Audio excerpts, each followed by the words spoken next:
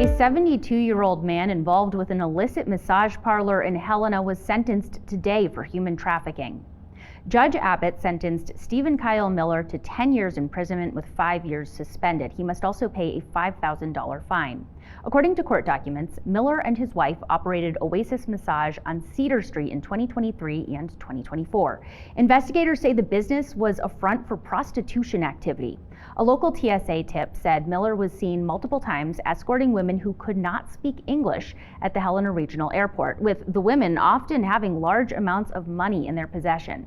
When a search warrant was conducted, law enforcement found several women who could not speak English living in the business and hidden caches of items used for sex, like condoms. In October, Miller agreed to plead guilty to 1 count of felony human trafficking in exchange for the remaining charges being dismissed. Miller's wife is also accused of having a connection to Chinese organized crime operating out of Flushing, New York. She is scheduled to be sentenced in June. Cases like that one sound like the plot of a TV show, a movie, but it's more common in Montana than many people realize. I talked to people involved in dismantling human trafficking rings in the Treasure State to find out what it really looks like. Human trafficking. It can happen anywhere, from the biggest cities to the smallest towns. And the victims, well, they can really be anyone, from a person struggling to pay rent to a construction worker forced into labor. This is some of the most evil stuff I've ever seen. I've been a criminal prosecutor. I mean, I've dealt with murderers. I've dealt with rapists. I've dealt with a lot of bad stuff. I've dealt with a lot of drug dealers. Human traffickers are the scum of the earth. These are people who are subjecting people to slavery.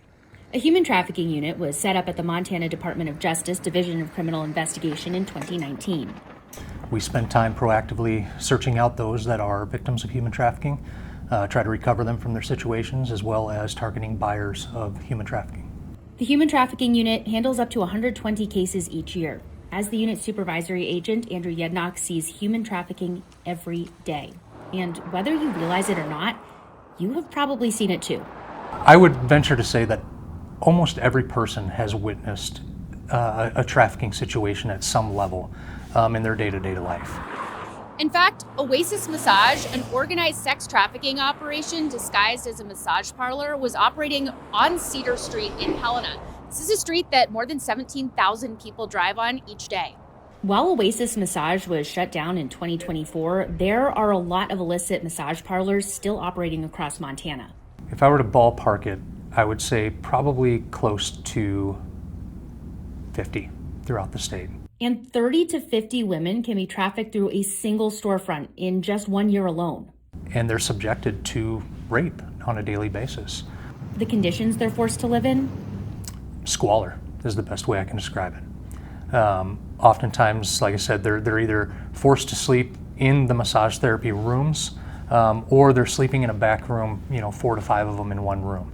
We've worked cases before where a woman was literally sleeping in a closet that was no bigger than she was. When it comes to illicit massage parlors, the trafficking victims are often Asian women, not from the United States.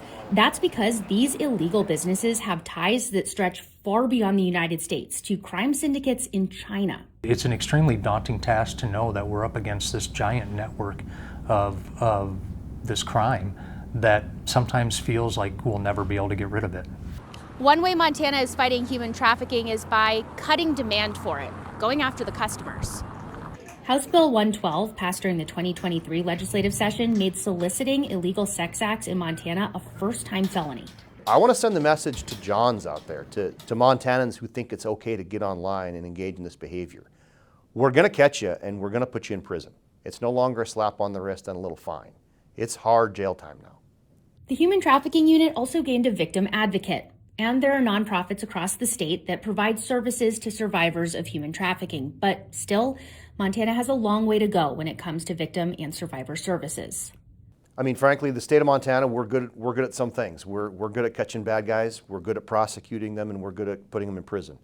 We're not good on the victim services side. We don't do great with treatment, with mental health, with actually getting them back on their feet and back in society. As the Department of Justice works to educate lawmakers on human trafficking, Yednock and his team continue to dismantle operations, one at a time. If we're able to recover a victim, remove them from the situation, and get them the resources that they need so that they can thrive in life and go forward, that's a win to us. If you think you see a human trafficking situation, call it in. You can call your local law enforcement agency or the Montana Human Trafficking Hotline at the number on your screen, 1-833-406-STOP. That's 1-833-406-7867.